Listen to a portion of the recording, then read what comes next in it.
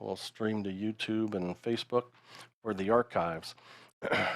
So kind of exciting stuff for sure. There was a lot that was shared and shown. I think there's never enough time per sessions, especially the exciting ones, and they go by really fast. And sometimes they even tease you with Q&A, and they never end up having enough time for it. Every once in a while, or if they get to a few questions, yours was probably one of 200, and so it's loaded. But it was a big event. There were thousands upon thousands of people who joined it. We got to join it and experience it as an attendee on the new Zoom Events platform. Really, the Zoom Events platform on steroids, and we can't have any yet, but that's because they're testing it out, right? And really putting it to the test, even in the mode called conference mode, right? And to be able to support a conference, which is multi-session, multi-day, and they even pushed that as well. So it's kind of cool, you know. I've heard for years people say, "Oh, they're eating their own dog food."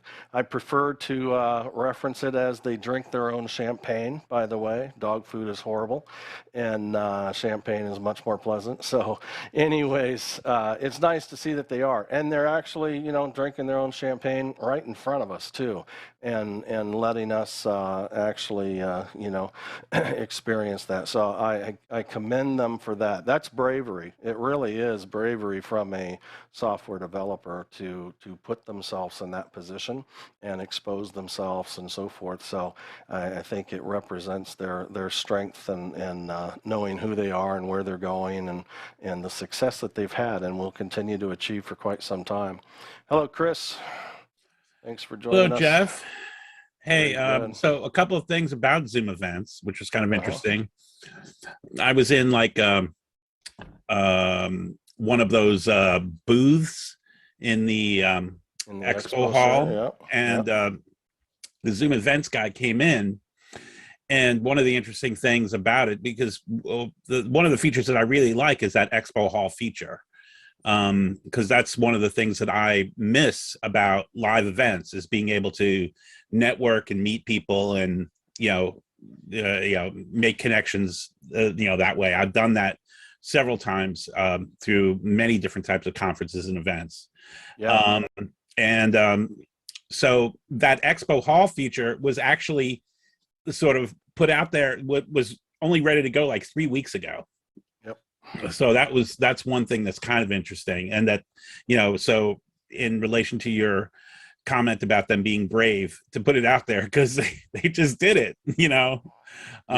So I thought that was really great. And yeah, I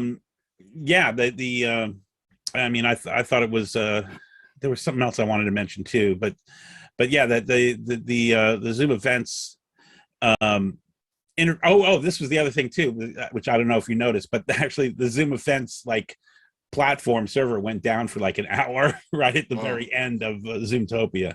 It was kind of funny. Yeah. Hey, but I mean, I guess because they're kind of glad it did. If it took tens of thousands of people to be registered and on it, that's yeah, a good thing to know, you know? Exactly. They're just kind of putting it out there, and you know, it's kind of like they're testing it on us to a certain extent, you know. So yeah. Did it impact I wasn't on it, I saw the notifications, but did it impact the actual Zoomtopia, or was it just the well, server? I mean, one of the folks that I work with was trying to access Zoomtopia at that time to kind of catch up on some recordings that they had missed, and yeah, they couldn't get into the lobby. So interesting. Yeah. With regard to recording data, I'm sorry. That was after the event, wasn't it? Yeah, it was pretty much after the event was over, but the lobby was still open, so that this way people could view recordings.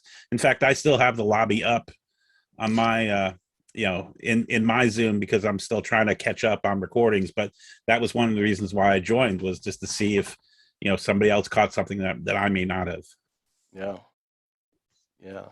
Yeah, where it wouldn't have interrupted if there were meetings in progress. Those are really, it bridges us to them, but it doesn't rely on that connection once you're there. So that would be a survivable event if you had already gotten into your meetings or webinars.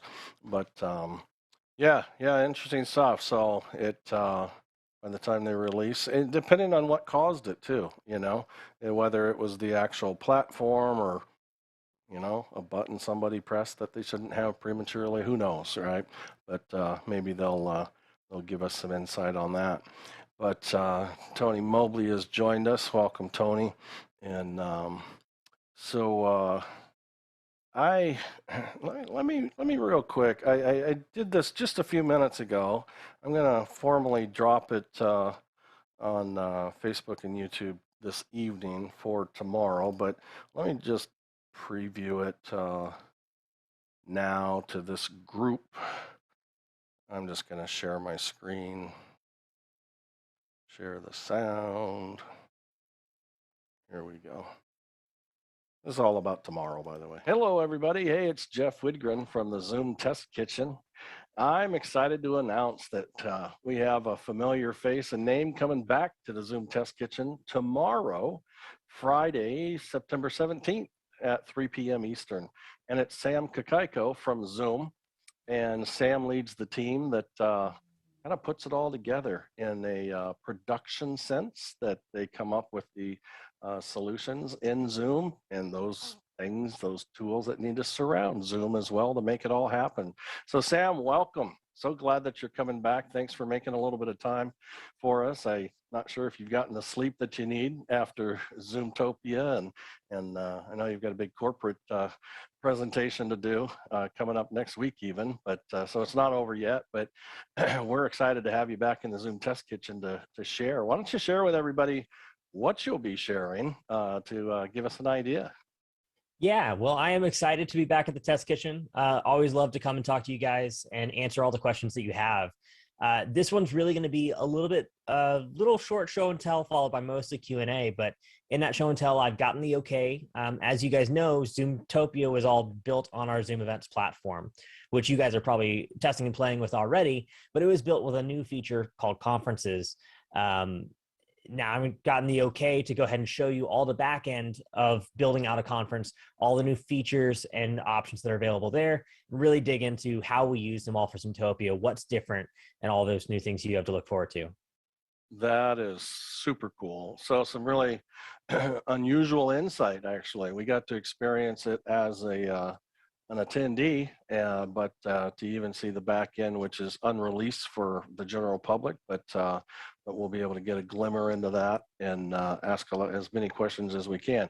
We know you can't say them all, but you sure provided a ton of answers with your team that joined us last time. So we look forward to having you. Again, come on out and join us in the Zoom Test Kitchen tomorrow, September 17th at 3 p.m. Eastern, to learn some things about the production efforts from Sam and his team at Zoom. We'll see you then. So that's the announcement. That's not a huge surprise to everybody who's here. We've been, doing some drops about that. But let me turn this video off so I'm going to stop hearing it in my ear. There we go. But yeah, spread the word. I think it. While Zoomtopia is fresh on our mind, having these recaps I think is great. Especially insight from Sam, who was on office hours this morning as well, answering some questions and providing some insights. And then he'll be in tomorrow as well. Along with he is the one who owns the webinar. That's the corporate delivery.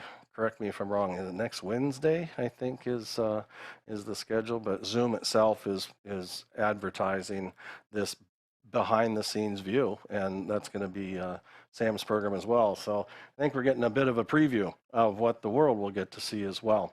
Although they're all invited to the Zoom Test Kitchen, they don't all know about us, you know. We can't reach them all. But anyways, good times.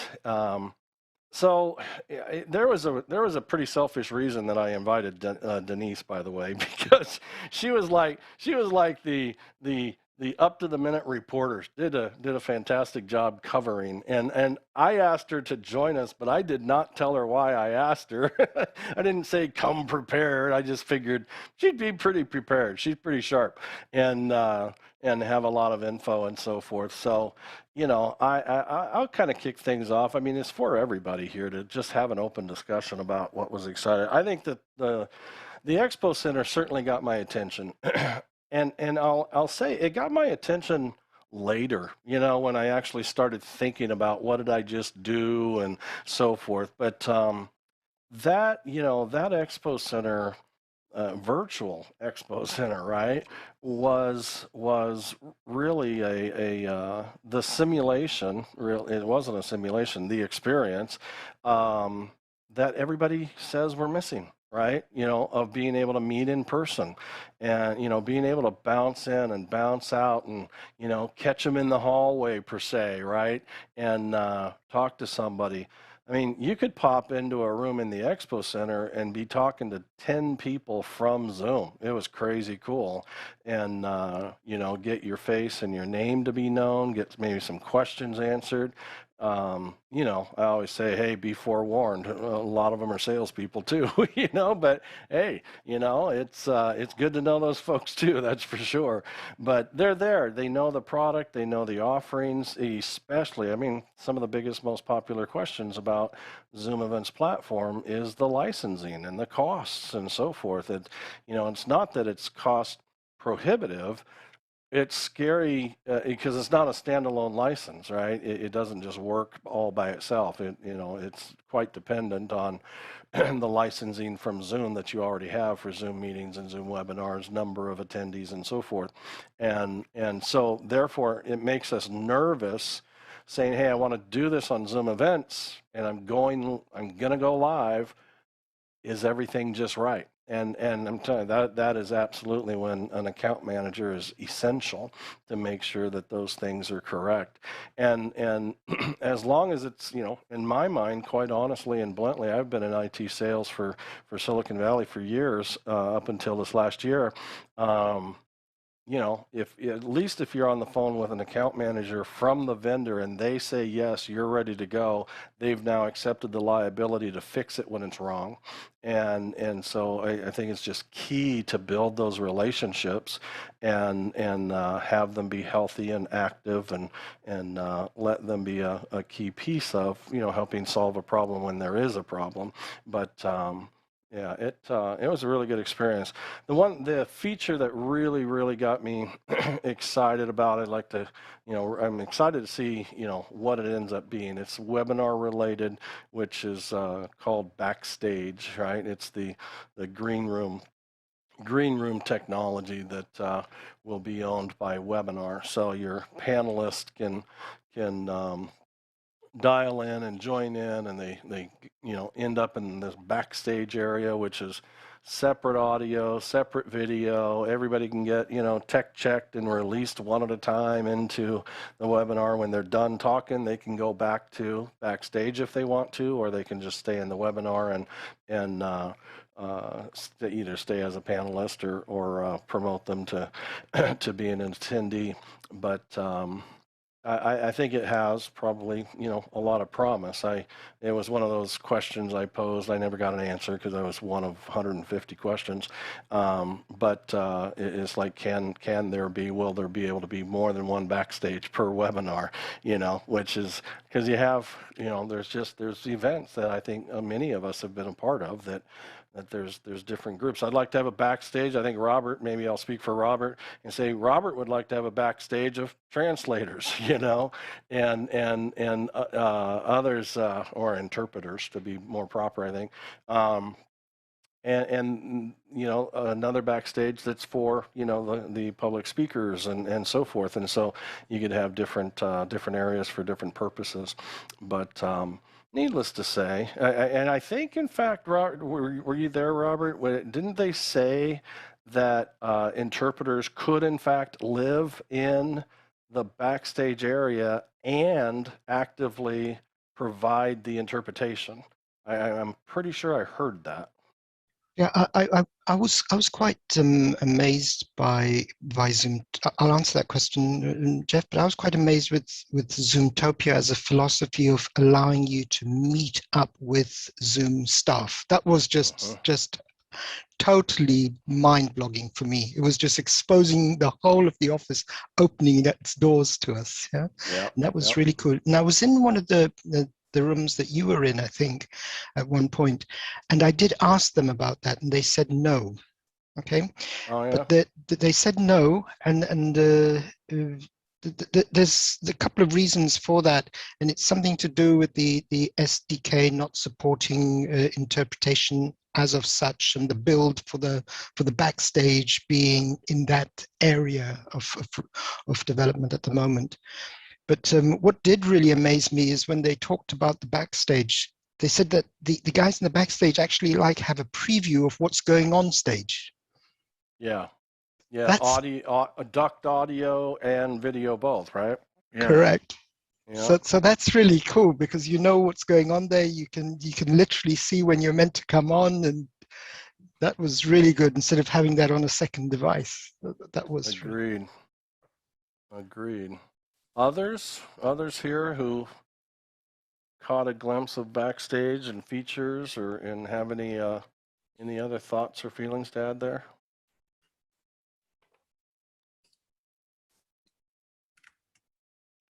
That might be a no.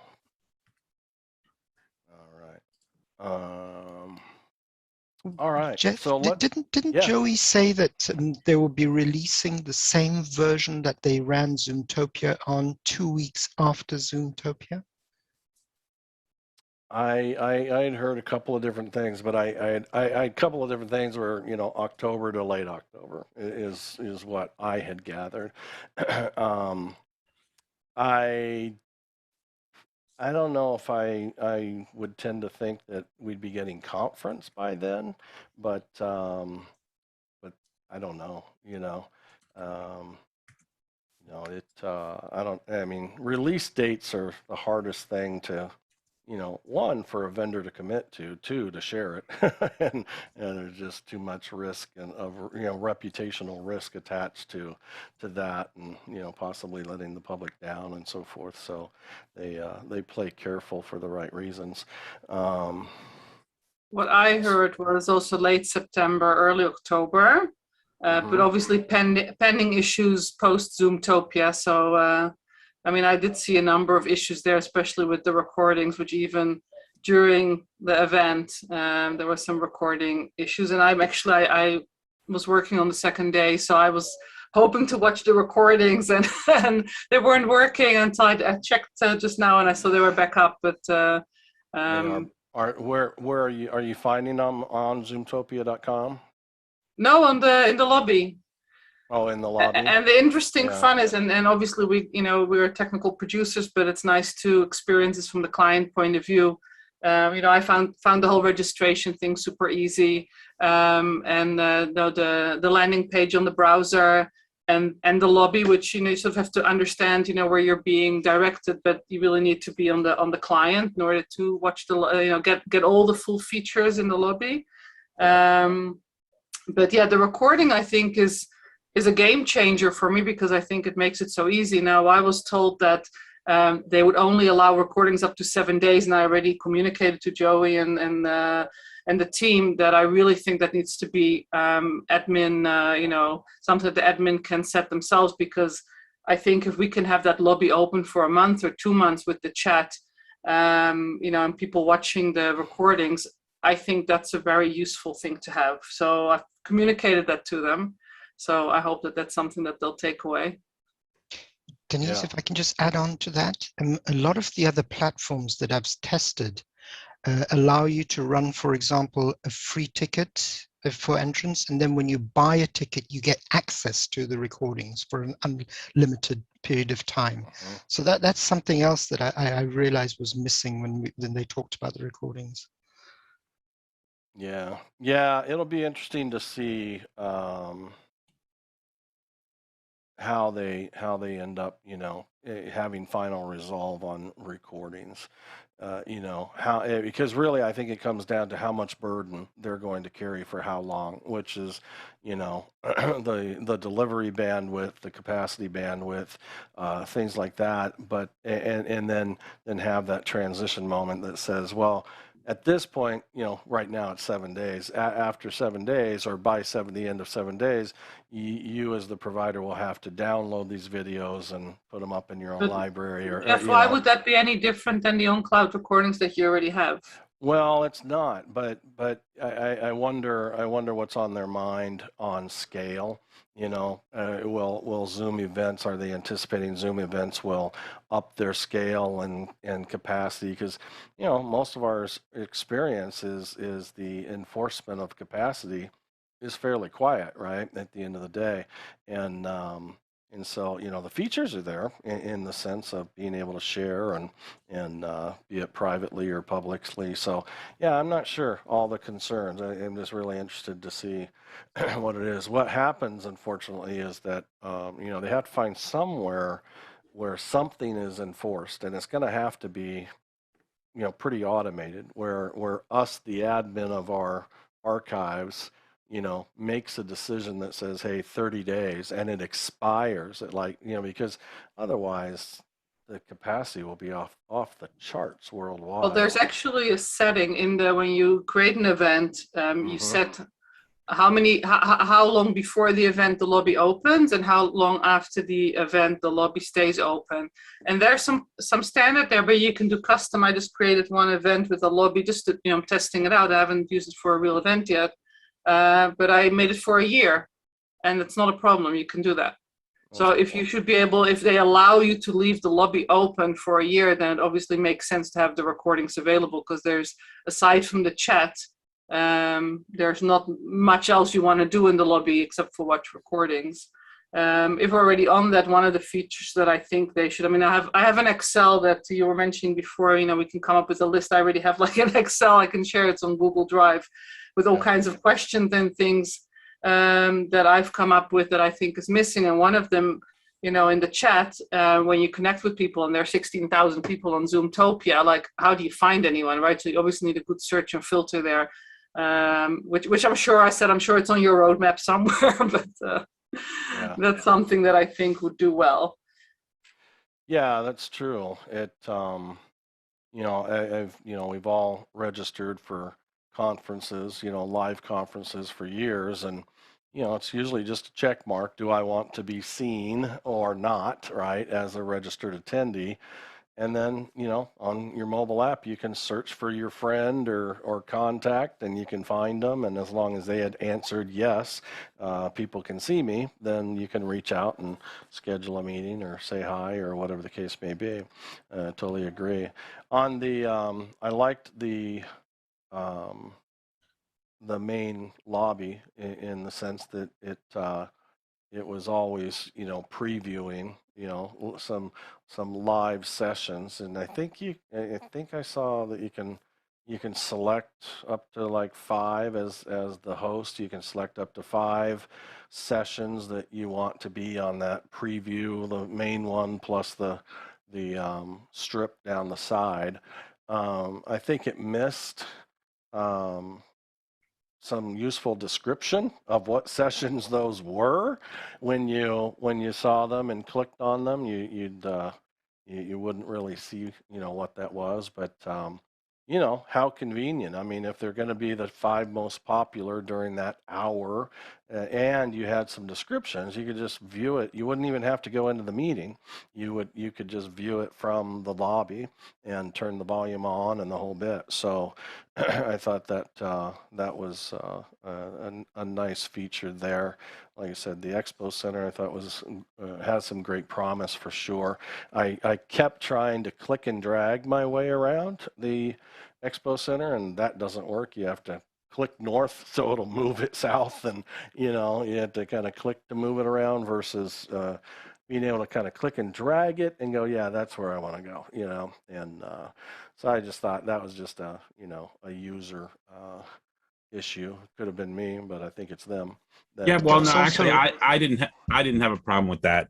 With that, you don't have with a that problem functionality. that it doesn't do it, or you could do it. I could do it. I was just dragging myself around within the within that expo hall. I absolutely couldn't do it. I had the rooms, if you will, and I'd like to click and move, and it would not. Anywhere I'd click, either on a room or beside a room, or I would just have to click on the north side, if you will, and it would move it down. But it was just clicks, not click and drags. Yeah, well, so that's interesting.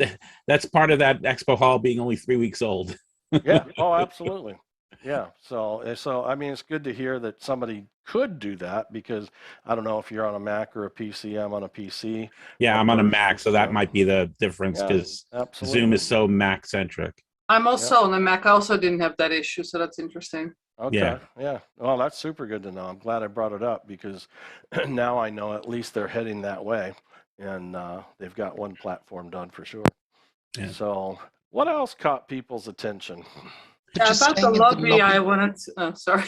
Sorry, Denise, I cut you off last time, so carry on.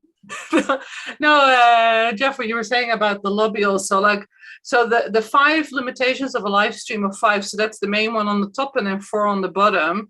But then I was surprised to see that they had this scroll, which I definitely remember that was more than 5 that you could scroll there, and it was a bit messy. So I'm thinking that was a feature that they hadn't announced, because I know that the 5 you configure that on when you set up the meeting, and there's actually a few different options you can put. If I remember correctly, you can either put an image there or a pre-recorded or the live stream. So there's, when you're setting that up, you can definitely define that. But I thought it was a fantastic feature, because the ease of putting on the audio and just sort of jumping between Zooms, I thought was fantastic. But I agree with what you guys said about the clarity of what session you're in.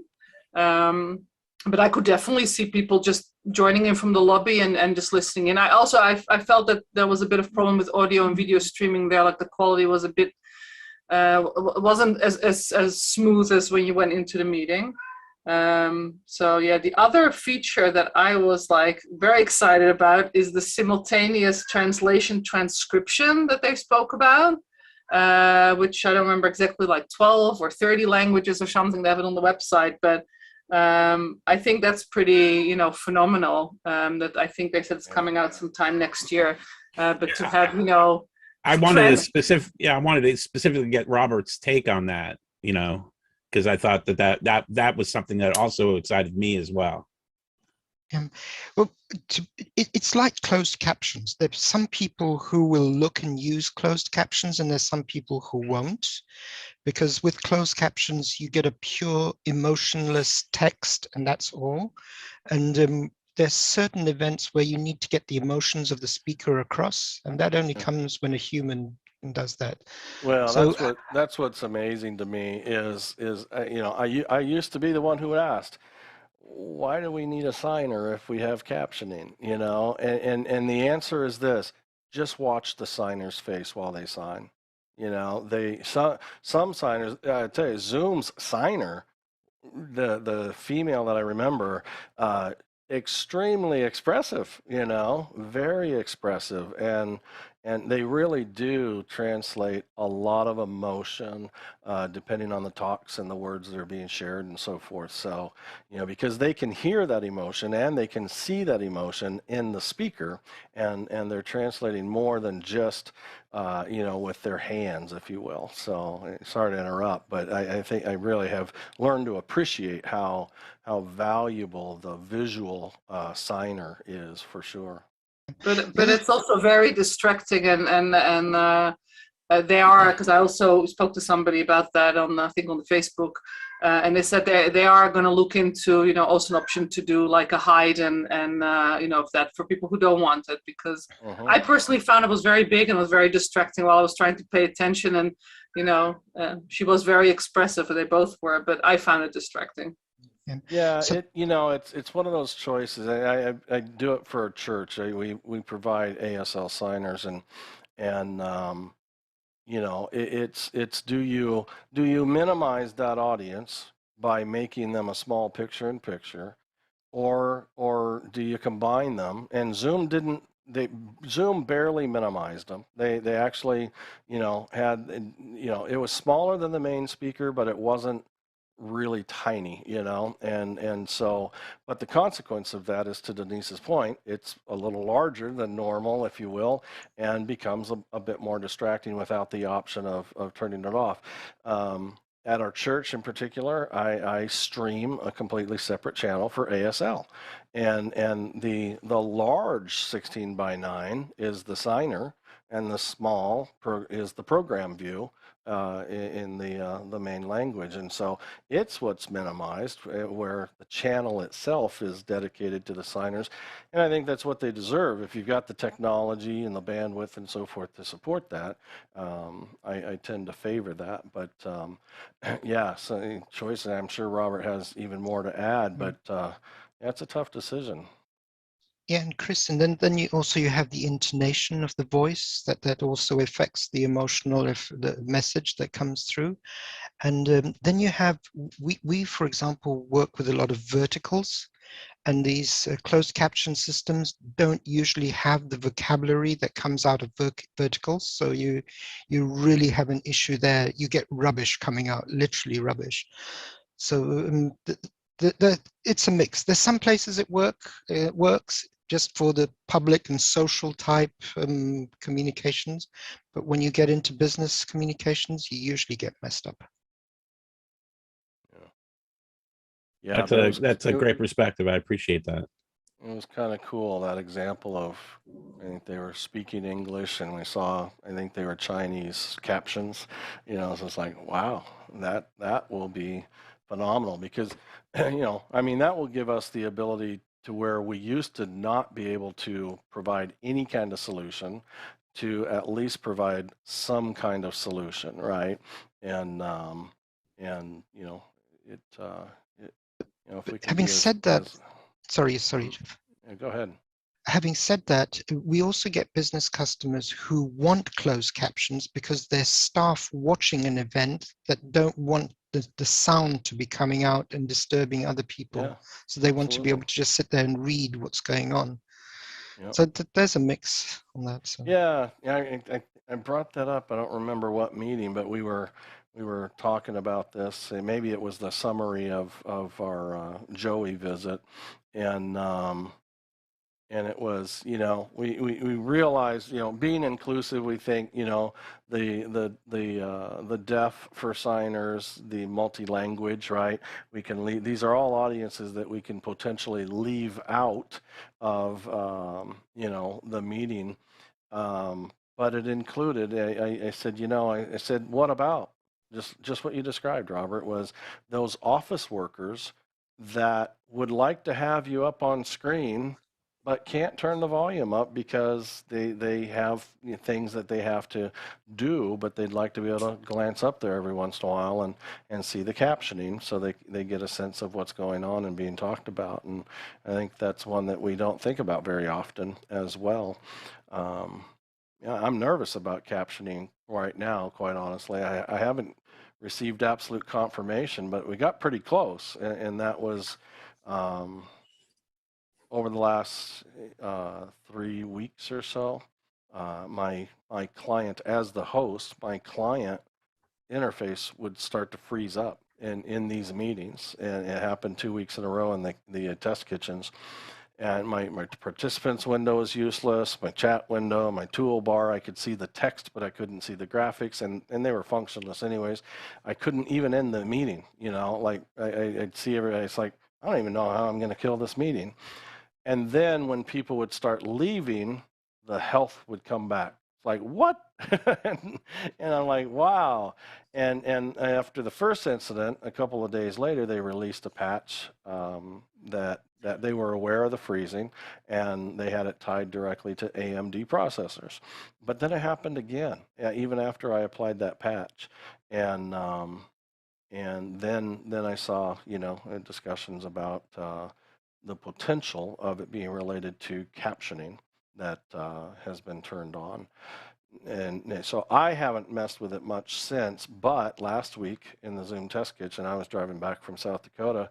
I had talked about that with Ed, and so Ed and Ray both turned on captioning, and Ed later reported to me. Now he's on Intel processors, and so is Ray, and I had only heard from people who experienced this as a host, not an attendee, and bring these points up because Ray was an attendee.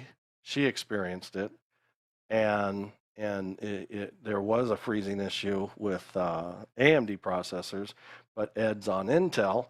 He experienced it after they turned on captioning. And so they both ended up with client freezing issues after several minutes of captioning being on. And so I think we kind of have zoned in on there's something going on there. Now, I don't know if this latest release on Windows anyways, which is what, 5.7.8, this latest one, it just said minor bug fixes. That's all they described. But I don't know if that attended to it or if they're still working on it. But I'm not turning on captioning until I hear something different. But it just makes me too nervous. You know, this is the live transcription you're talking about specifically? Yeah. Because I use it every day, and I have a Zoom, like it's a 20-minute Zoom, and about 30 people join, but I use it every day. I haven't seen any issues, and I do that on my HP Omen. Yeah. So interesting. Yeah, I would run live transcripts, and it took 30 to 60 minutes each time, and so I don't know if it's resolved or specific. But that was in the latest release, you're saying. So I don't know what 5.7.8's latest release bug fixes fixed, but I do know 5.7.6 is when the AMD processor freezing issue began.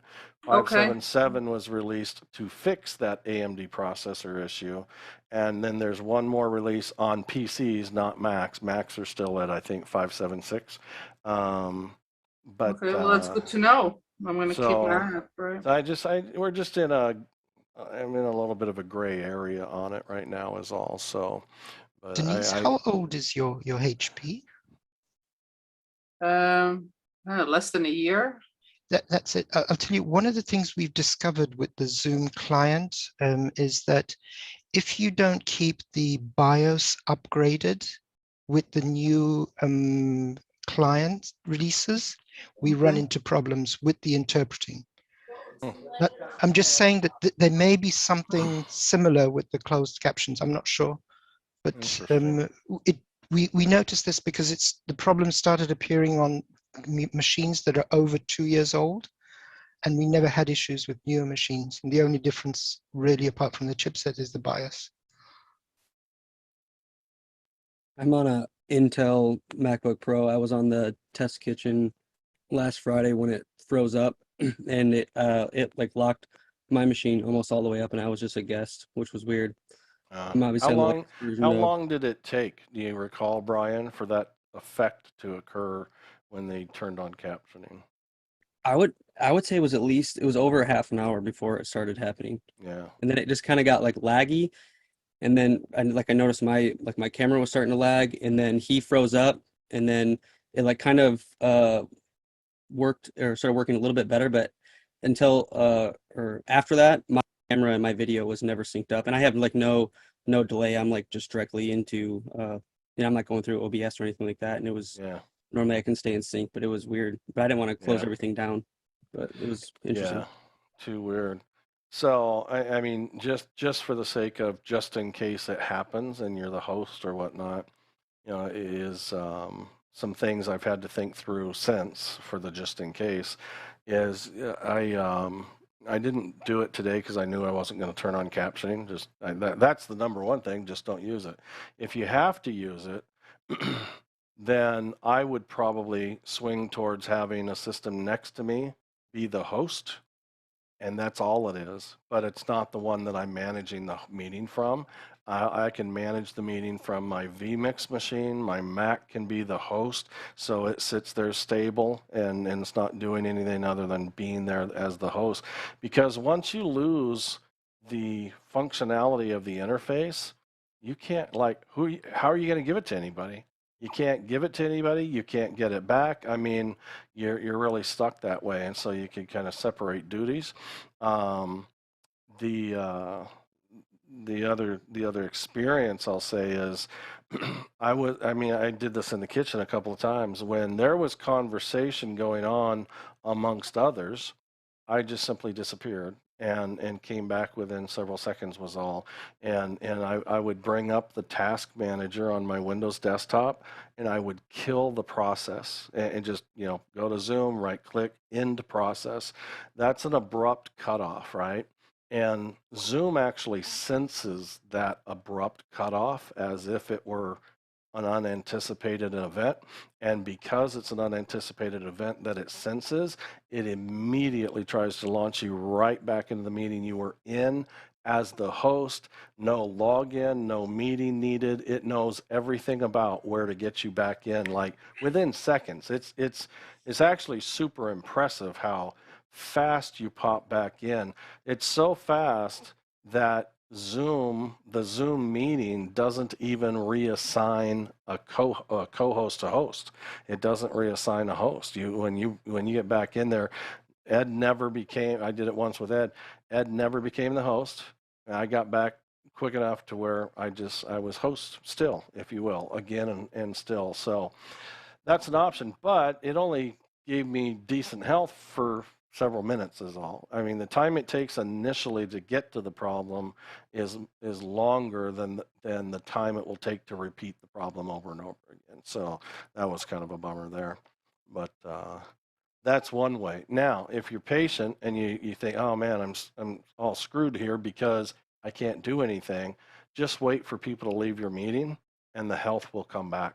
And you'll be able to end your meeting, the recording will convert, all those good things will happen. It's amazing and frustrating all in the same sense that it just all of a sudden gets better.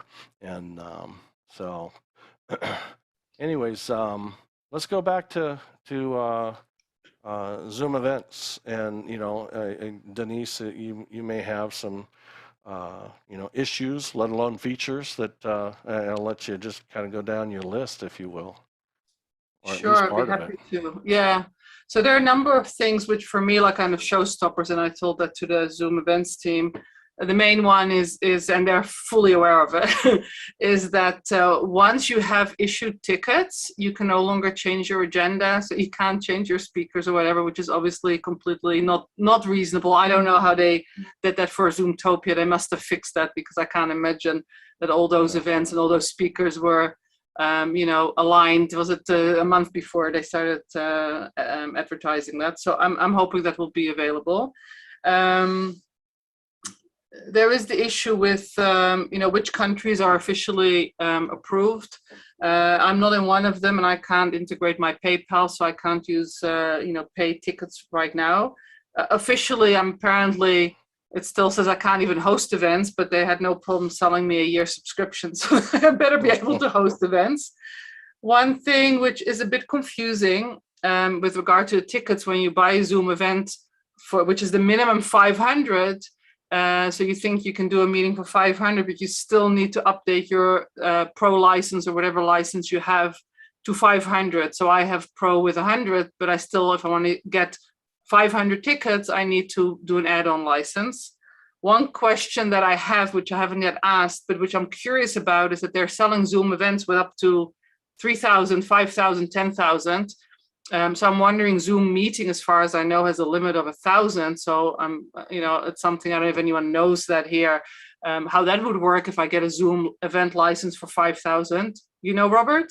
Denise, I actually asked that question in one of the breakout rooms. And what they said is that they haven't figured out, or they haven't implemented, whether that number, if you have a 1,000 license, if that's the sum of all of the sessions you have, or 1,000 per session.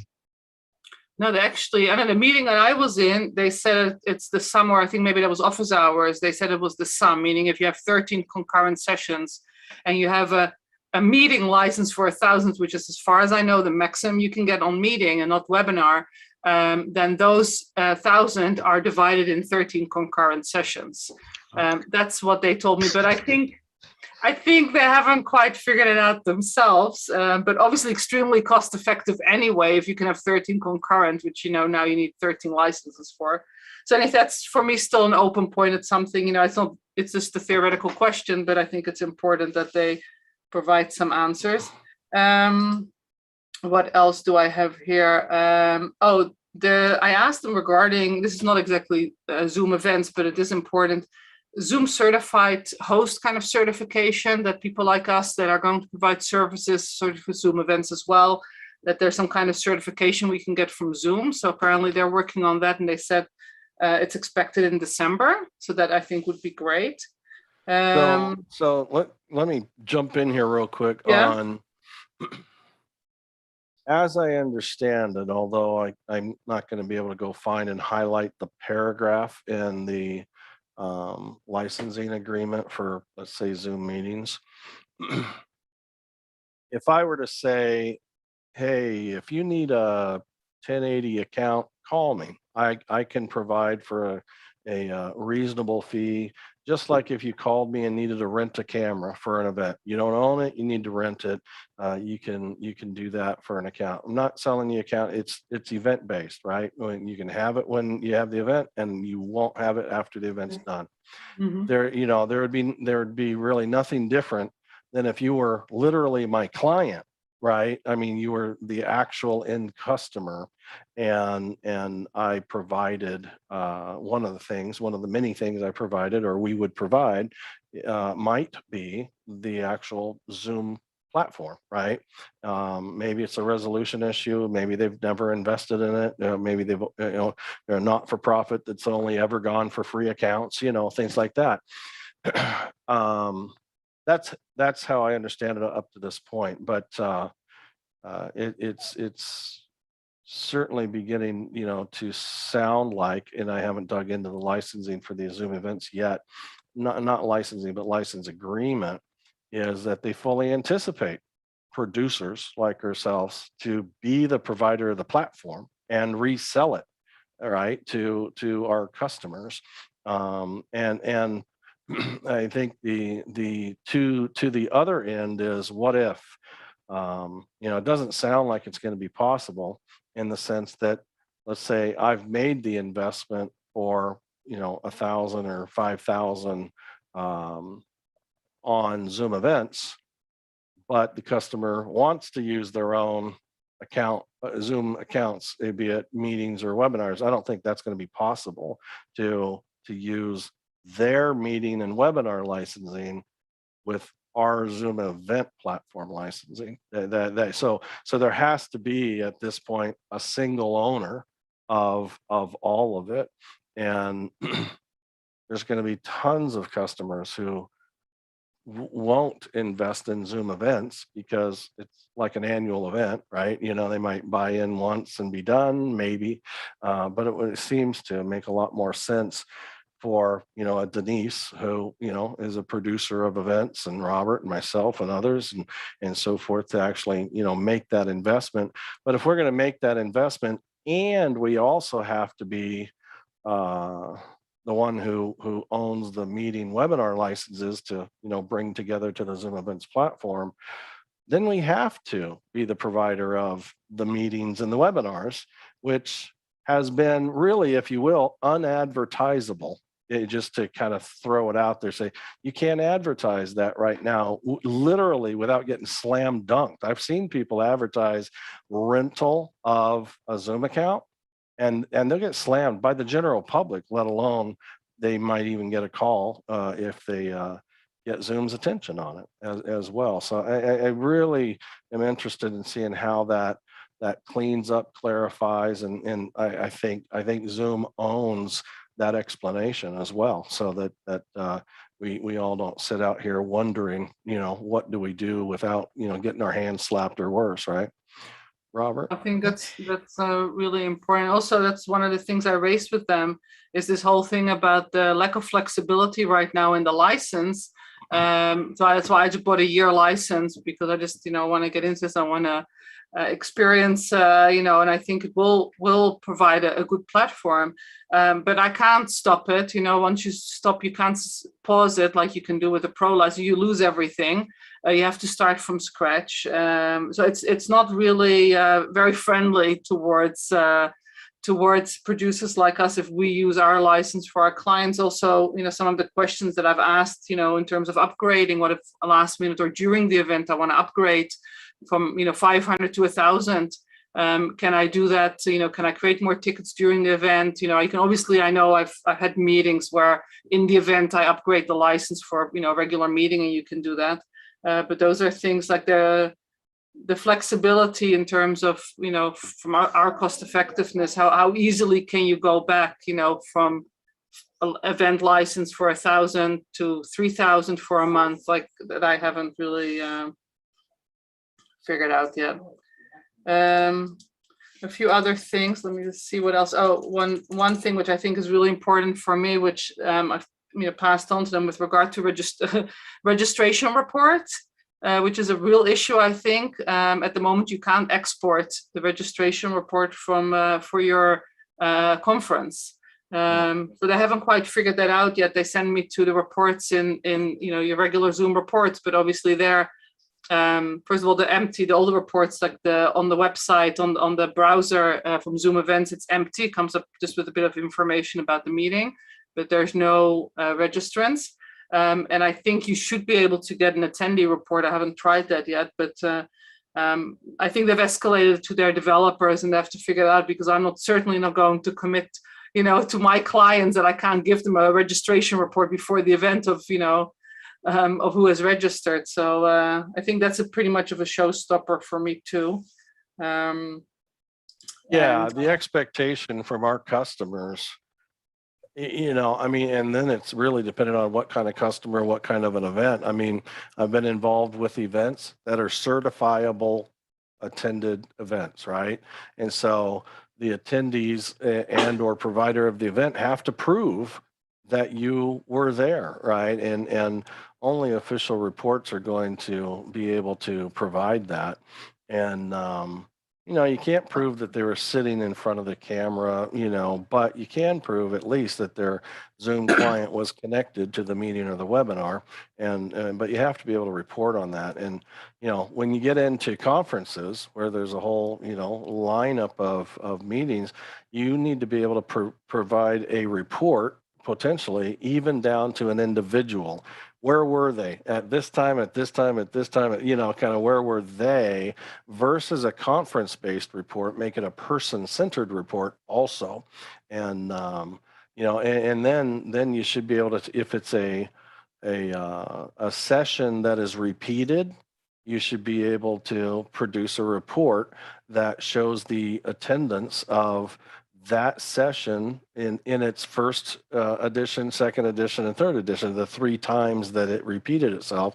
You should be able to get a report of each 3 plus a grand total and so forth. So I tell you, I come from years ago being a database programmer. That's where I got my start in the IT industry, and reporting always came last naturally, right? Because you can't write it first. You don't know every bit of data that you're going to have, but it always comes late, and but it's always the most important as the result. And so, especially when it comes to people, events that you register for, attend, and then have to report on itself. So what I've been thinking about, because I've been trying to understand how I'm assuming, right, my assumption is that first of all, when you register for the event, there's the registration, everything that's happening before you actually go live, right? So that currently they don't seem to have. I'm assuming what would make sense, because at the end of the day, it's a regular meeting, that all those meetings, once the sessions have happened, the attendee report and whatever poll reports, they should be there. So I'm assuming that there's like a meeting ID for the general, summit or conference, but then each session must have a separate ID, right? Because you can't have 13 concurrent sessions with the same ID. So I'm assuming that you would then get like 13 reports, with different meeting IDs. But I don't know if anyone has any ideas about that. I've just been thinking I'll test it out, but I'm assuming that that's how it needs to be set up. So. Well, on the sales side of things, for Zoom Events platform is one click for your entire conference, right? Gets you into all the meetings, and so that's great for the user. attendees experience. But when it comes down to the back end and the gathering of the data and really even processing it. I mean, I've been to conferences, 3 to 5 day conferences where, the keynotes on the second day or third day literally are showing some important numbers to them that, hey, we've got this many attendees, or, I mean, they're showing statistics from day one, from day two. I mean, they need to be progressive reports that are collective along the way. I mean, if it's going to become, that rich platform for sure. And well, we definitely need that. I mean, like, again, they have some statistics and things on the browser, but at the moment they don't seem to have. There's an export button there, but it just doesn't export the content that's shown below. Another little feature which I asked them for, and they apparently said that they're working on it, which I think is really important, is this constant issue that we have when people have 2 Zoom accounts, one private one with their Gmail and one from work. And it happened to me when I was testing this with a client 2 weeks ago, and it took us about 10 minutes to figure out that she had registered with one email and she was logging on with her other email. So I asked the Zoom team, was like, can we please have, like, when people try and log in, that they'll get a pop-up saying, because now it says, it gives you some error message saying, you're not registered, whatever. That it just automatically will say, oh, here, choose the other account, right? So that the sort of people have. Well, a lot of times it's not a choice, right? It is so if I tell, because when I click on a link to a meeting, it pops me into my browser, which gives me the choice that habitually we just say open in Zoom, right? And when you open in Zoom, if you have previously been in that Zoom client and said, remember me, it uses that set of credentials when you come flying in from the next browser, which is, open a meeting, open in Zoom. It said, remember me. So it doesn't even ask or intercept, hey, who do you want to log in as? It says, I'm going to log in as who you were. And that's why I think people come in from different accounts. They don't even know that they did that. And it's going to be, I've had to start unchecking the remember me checkbox because it drove me nuts. Because I've got, I don't know, 10 different accounts. Me too. That and when I go in, if I on this machine happen to be the machine I'm working on today or tonight or whatnot, and I go, oh yeah, I need to quickly join a Zoom meeting.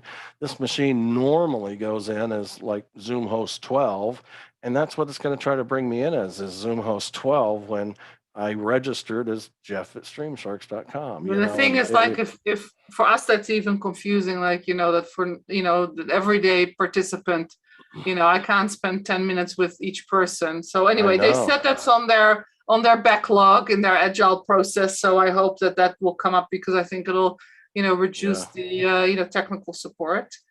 One more thing that I thought they also said they're working on that I thought was missing is the whole email customization. Obviously, emails go out from the system, but I can't find anywhere where those emails are. If I can change the text or anything, which I think is a real problem, because I don't even know like what goes out. Like there seems to be no control. It's just automated.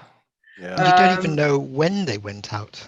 Yeah, that's nothing. There's no interface. So again, that's also, I said, it's a showstopper from my point of view. Like, if I can't control or can't edit or customize.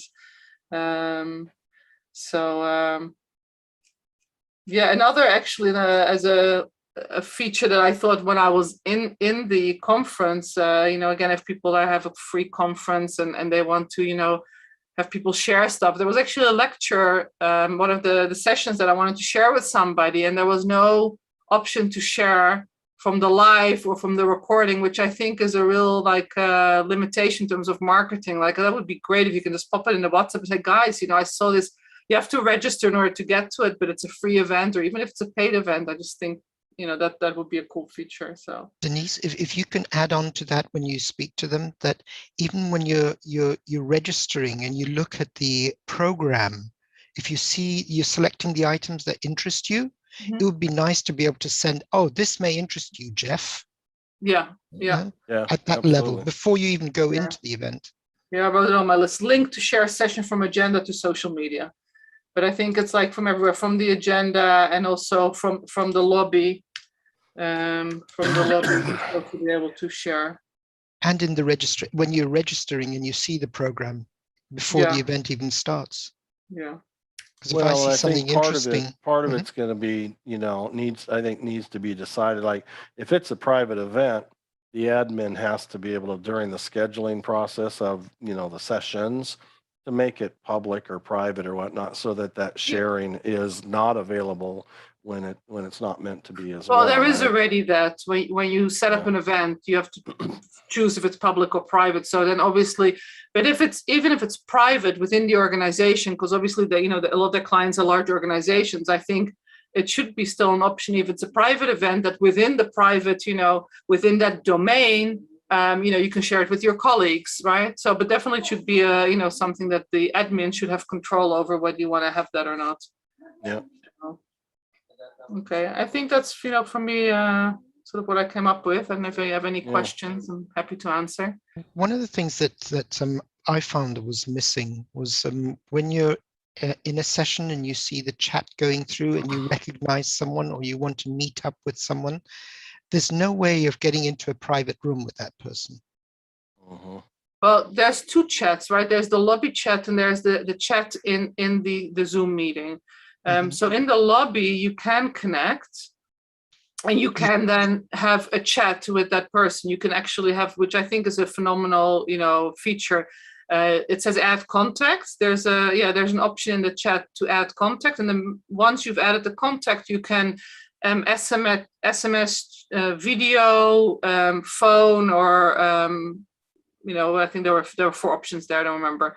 But then you can literally click on and open a private Zoom meeting, which I think is great. It's a great. No one accepted my invitations. That's why I didn't get to that point. Go in, I'll accept your invitation. It's the chances you take, right? But it goes into your Zoom contacts, and and then you can chat with them. Now you're integrated, but again, the filter isn't there yet, and the whole networking, algorithm. I told them, I said, if you have 16,000 people, how am I supposed to say, okay, I want to talk to this person? I have no ideas. It's but I think it has potential. One of the things I did like, though, is that when I went into a session, because I was jumping around the sessions from the lobby like a kid at the playground, jumping around different games, and that was really exciting because that was the first time that I experienced multi-session on Zoom. But one of the things that I did like is that if one of the sessions was a sponsored session, in other words, the sponsor was holding that session, you got a question, will you allow the sponsor to contact you? Yeah. Now that's of real value for people who are holding events and paying for the event through sponsorship. It's real value. And then I said yes, and then immediately I got an email saying, thank you for attending. We met up here. This is what we do, and when can we arrange for a meeting or whatever. Yeah, that was really nice. Yeah, it's that legal threshold of opting in, right? I mean, so you've legally opted in and have that desire. So, yeah, no, I think that's super important for sure. I want to point out before too many more people drop. Oops, sorry. I'm sorry, Jeff. Maybe we just taken over the conversation. No, we're good. I wanted to Zoom Test Kitchen group. I think most, if not everybody here, is part of this group. It's kind of how you get the invites most of the time. Today I emailed, but But Denise's group, I think I'm a moderator on here or something, Denise, right? I'll let you. Yes, you are. You do most of the work, I'm sure. But this is if you're not signed up here, the Zoom Event Pros. Really the key words being a Zoom event as a platform is the focus for sure. And I just wanted to make sure I pointed that out so that if you haven't joined this group yet, do. I mean, because there's a lot of what Denise is talking about. She's spent a lot of time and documented a lot of it out here lately because of Zoomtopia and so forth on the Facebook group as well. So share that. There also seem to be some Zoom people in the group as well. So they've, given me some info on the grapevine. Which has been super helpful. Yeah. No, they're great. I have to say I'm very impressed with them, and it's been, I saw you guys on the office hours that they had, in August, and I hope they'll continue because I thought it was a really great opportunity, and to meet them, and they're very open to listening and hearing ideas, and putting them in the backlog of their process. So yeah, overall I'm impressed. I think it's an excellent start. So Joey just took on a new role. Yeah, he got a promotion.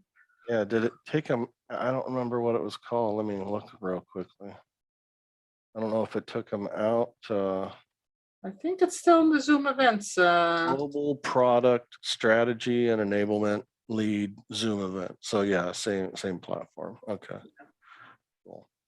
Yeah, he's been a great resource. He shot me an email today, and may have shot one to you, Denise, as well, about some other platforms and what we think about them and so forth. So they're out there doing their research for features to include or improve or avoid and so forth. So it's all good.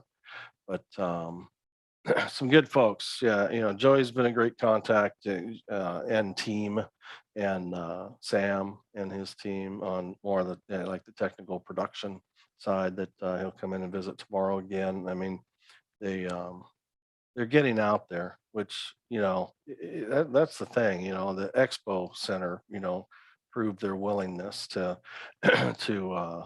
be present and get to know folks and listen and so forth. So I think it represents the culture of the organization, the willingness to not hide behind their development efforts, and because that can crush a company. It absolutely crush a company when their support isn't good, when they hide and they're not present, when they have a lot of turnover. I mean, there's some real indicators that they've got some I'll say leadership issues and so forth. And I think Zoom is polar opposite of that. They've got some fantastic leadership and culture and a great reputation within the organization as well. So it's a great place to be, great product to be a part of and promote.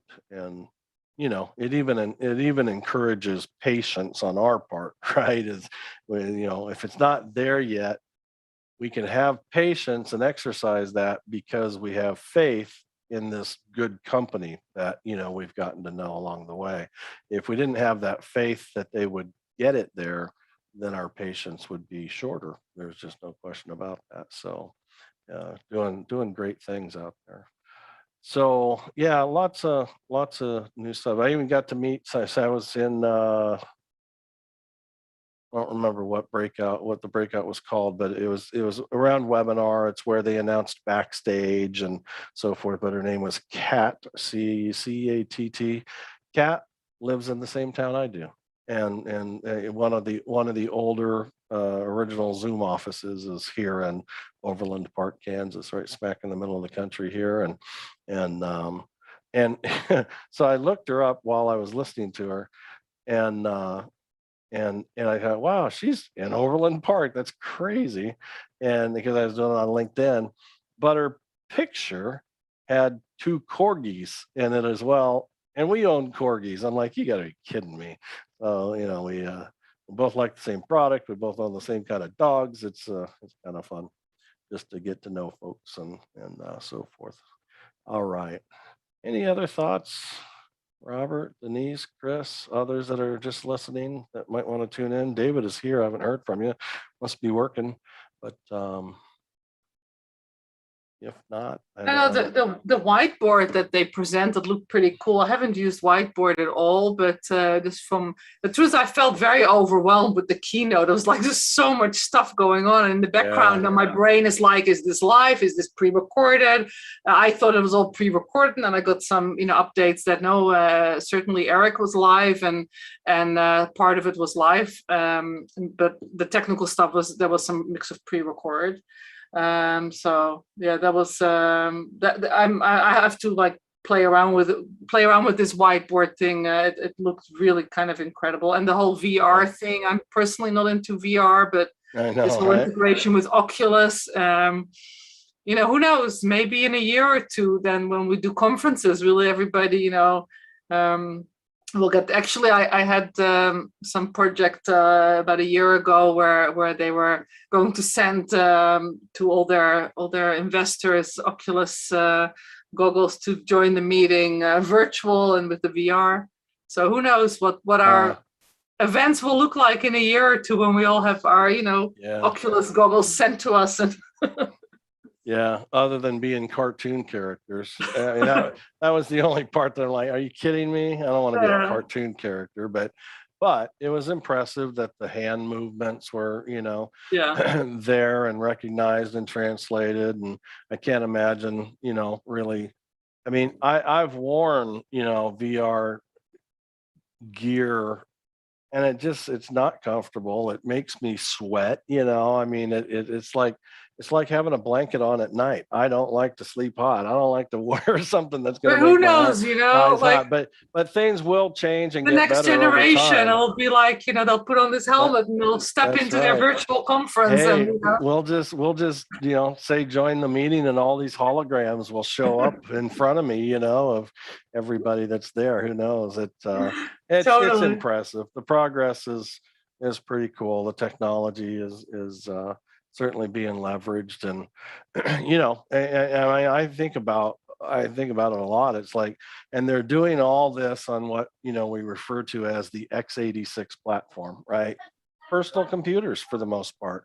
I mean, they're up, in the cloud and on servers and so forth that are robust, but still, there's a lot of processing and decision making that is on the end client, and how much is being accomplished on the x86 platform, and the M1s now for from Mac and so forth is pretty amazing. So it's fun to be a part of, and I don't wish that there's any slowdown because of reinstated health or whatnot. I mean, I know my daughter was sick the last 2 days, like pretty sick. She had 102 fever, and she's 25, and and so we were kind of worried. We all had COVID in our house at the beginning of it all, like March of 2020. The girls in the house didn't symptomatically show a lot. All my 2 boys and myself got pretty doggone sick, but and they're vaccinated and all. Her test came back negative yesterday, but her boyfriend's came back positive, and he's had it and he's vaccinated, and so his test came back positive. So I mean, it's still out there, I mean, it's out there, and it's still spreading, and so forth. So but I kind of want to untie, and because we're all sick and running around worried with the health issues, if you will, that's why Zoom exists, and that's why Zoom's popular. I just want to kill that tie. Thank goodness that, Zoom is what it is, what it's become, what it's becoming, but I don't want Zoom's future to have anything to do with the continuation of any pandemic or whatnot. You know what I'm saying? I just want it to continue to grow and become a way of life. And maybe we can opt to get on a plane and be safe and have fun and get out and really enjoy. I mean, how enjoyable will it be to be able to do a business trip on a plane traveling optionally, and how relaxing it will be, even if it's business travel, because we primarily do the Zoom thing and then optionally, hey, why don't I pop in this time? You know, I think. Well, Eric did share, I don't know if you saw that bit, the statistics. It's actually on the blog. I had a look at it. They did a whole, like, they brought in all kinds of statistics about what people prefer, and I think, like, we all know that you know, the hybrid is what people want, and it makes sense. And I think because we've been forced, you know, to accept it, it's become like a baseline. I think from now on going forward, I think most conferences and events will have to have a, you know, a hybrid option that people who don't want or who can't can still participate. So yeah, I think that's very exciting. Well, and they're still learning lessons about that, right? I mean, yesterday, NAB, right? One of the biggest shows in our industry canceled, and they were holding out. I mean, that's scheduled next month, and they, you know, they almost got there, but they were just losing too much. It's just too early to push. I think California. The whole state of California, after, unfortunately, part of this is politics, but, you know, Newsom, who they tried to, you know, get pulled out of governorship, he beat that recall, so he's still holding his role. But the moment he won that, he said, okay, the entire state now has to show proof of vaccination to get into any major event, period. He's requiring it of all businesses through the entire state. And so, you know, it's one of those things that is, you know, we have to. I mean, I just sit back and wonder, it's like, how bad would it be if, right? I mean, we have the occurrence of tons of natural immunity. We have the occurrence of quite a bit of vaccination going on, right? You know, social distancing, masking. It's like, how bad would it be if none of those efforts had taken place? It's like, wow, you know, and this is crazy. So anyways, just on this hybrid note, and this is where I was absolutely thrilled when I went into Zoomtopia to see that the interpretation was available, because that means that we were actually using the client app and not the SDK somewhere hidden in behind. So that was really important for me. I mean, I think they used the SDK in the lobby when they've got the lobby page where you have the main screens, but not for when you move to a room. But we're seeing our hybrid events over here at the moment, and we're doing them with interpretation. So we've got speakers of different languages within a conference center with different equipment to choose the language they listen to, and users on Zoom listening to the language that they want to listen to. And it works. Let me tell you, it works. There's no but. It just works, full stop. That's cool. I'm looking up, you guys, I'm assuming, tune into office hours, and I think it was Tlaloc and Isadora and so forth. They have created this magic chat, I think is what they were referring to it as, and basically it's able to take the chat content via OSC, because OSC can actually capture all the chat, you know, live and so forth. And so it takes that and then outputs it, and it ends up rendering it as a input camera to a Zoom attendee. And so one of the windows, one of our video windows here, let's say Tony Mobley's, which is a black window right now, could actually be showing the chat in a number of different ways on how we have it formatted and so forth. So really interesting, you know, creative work at best. Jeff, if you can tell me how to bring the chat from a YouTube stream or a Facebook stream into the Zoom chat and then present it, then I'll be a happy man. Yeah. Yeah, it depends on how you want it to be seen, because I mean, I could do a partial screen capture, right? And then feed that NDI into a standalone Zoom client with a virtual camera and feed that in. But I mean, that's just a screen scrape of the chat window, and normally we like things to be a bit more robust or customizable and so forth. So yeah, without question. Well, unless anybody's got anything else, we'll wrap things up. Like I say, for anybody who joined late and watching the stream or whatnot, this is the last ZoomOSC Test Kitchen on Thursdays that we'll hold. We've collapsed both topics back together, which would be Zoom and ZoomOSC, into the Zoom Test Kitchen Fridays, 3 o'clock Eastern. No more Thursday meetings. And if by chance you are not a member of the Facebook group, the Zoom Test Kitchen, join that. If you haven't subscribed to the YouTube channel, Zoom Test Kitchen, go and subscribe to that so you can see these archives and go back and catch up a little bit if you want to catch up.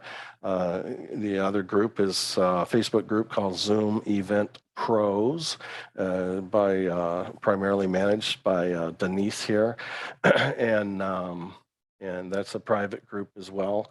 No, that's a public group actually. Join Zoom Event Pros, which is a particular focus on the Zoom event platform itself. So I know she's put a lot of work into, and continues to study, not just study it to know it, but study it to provide formal feedback to Zoom as well. So become a strong voice quickly, and we appreciate that, Denise, for sure. Not easy fitting the extra projects into our daily lives, but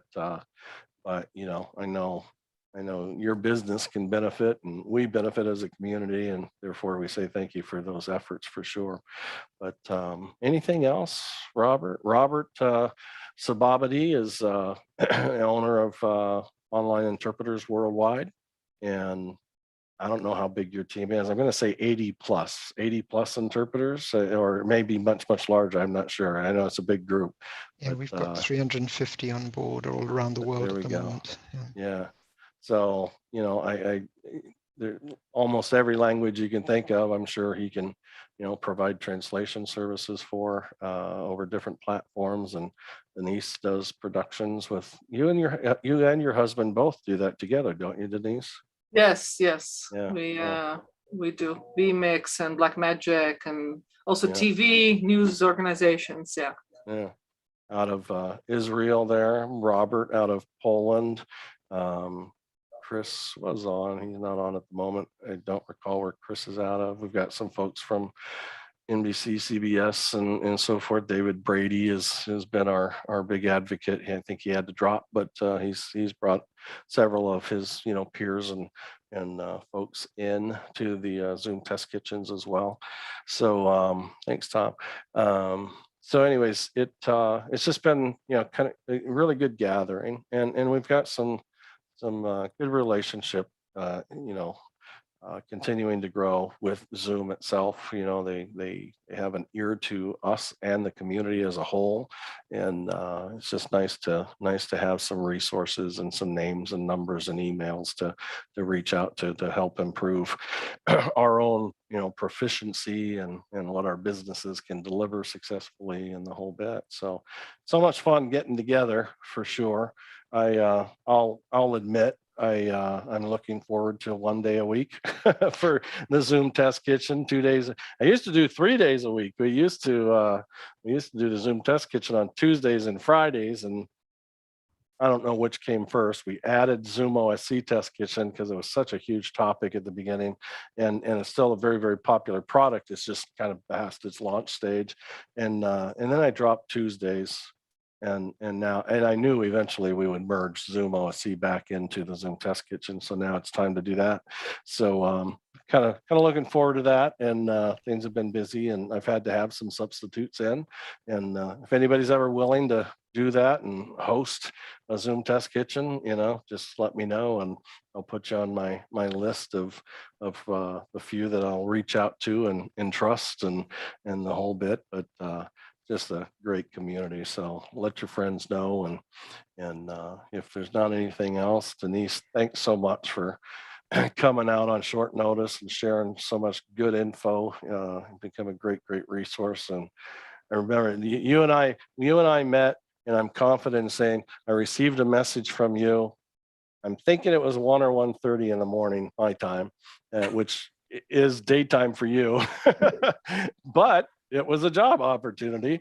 And so I'm not going to turn those down, but needless to say, I'm glad that, and that's all the network. I think that kind of bounced through Guy and to you and to me. And it's just, you guys have been amazing. This whole community is just fascinating. So super friendly. I'm telling you, I can't think of a single person I've met in the last year and a half in this community that I've ever been taken back by or offended by or, anything other than, man, I could be your friend and get along and love to meet you one day, So, anyways, Jeff, can I just have a word, please?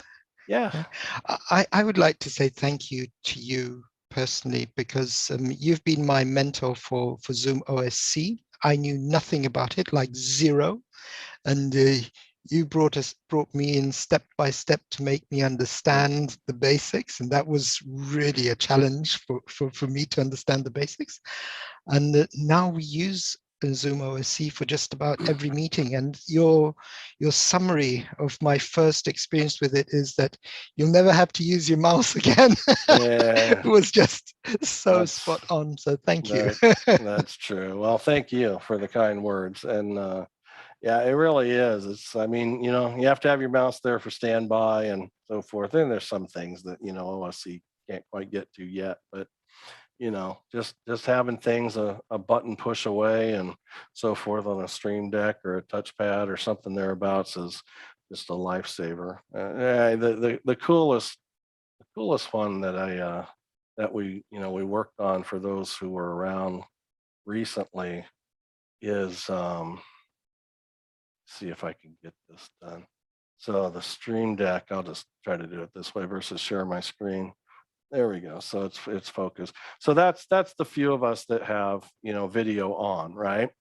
If I raise my hand, now that's probably not even a great example because I'm already on the top left. Robert, why don't you raise your hand? You're the third button over. You're going to move to the top left button and turn black on yellow. And if I press that button now, you will be spotlit. And I'll be prompted to unmute myself to speak. Yeah, because you didn't say yes, allow the host to unmute you. Otherwise, you would have been unmuted. But it's so cool to me, these tools that, and this is truly like a combination of the behavior of Zoom combined with the functionality of ZoomOSC and Companion and Stream Deck, which is a separate product too, right? Because the ZoomOSC gives us that, hey, button press spotlight and visual indicator if there's a hand raised, but it's the behavior of Zoom that says when somebody raises their hand, they go to the top left position, and then the second one and the third one and so forth, right? So knowing that behavior exists, you build your Stream Deck buttons based on gallery position. And so when the gallery position changes, such as when somebody raises their hand, your Stream Deck automatically updates. It wouldn't have mattered if you were attendee number 800 in the meeting. You would have ended up on the top left of my Stream Deck, and I could have spotlit you instantly, and the next person, and the next. So you have 3 people raising their hand. You and your clients have decided, hey, we only want to take one question at a time. So you press the first one, and when you press them and spotlight them, you automatically, in the commands, you automatically lower their hand. So the next one scoots over, then the next one, and the next one's, it's just, it fascinates me. And I mean, that is a really easy template to build. And it's just crazy over the last several months how these technologies have enabled us, and it's quite cool. So if you want to learn more about that, we spent kind of a whole workshop in ZoomOSC building that, but if you want to review it, if it happens to be the first time you've seen it, and I feel bad now, Denise, we're going back to Fridays, and we'll have to create some special session or something every once in a while so that you can join us and be a part and share with us any updates you've got, and we can share with you, some knowledge we've learned or imparted to others, and because you're here, we'll share it with you too, or whatnot. Hey, I don't want you to be a YouTube attendee only. That's no fun. But I do appreciate the YouTube. I definitely have gone back and watched some recordings. So thank you for that. Very useful stuff. You bet. Took me a long time, and had nothing to do with difficulty to set up a YouTube channel, but took me a while before I finally got to that part. But being able to stream it out, and I haven't even been watching. I think it's a pretty clean stream these days. Like only just really recently, I finally figured out exactly what I needed to do to get rid of like the pop-up prompts that would get in the way of, because I'm the screen capture to vmix to YouTube. Pop-up process, full screen, no toolbar. The only thing that's on the screen streaming right now is just the little record indicator. That's it.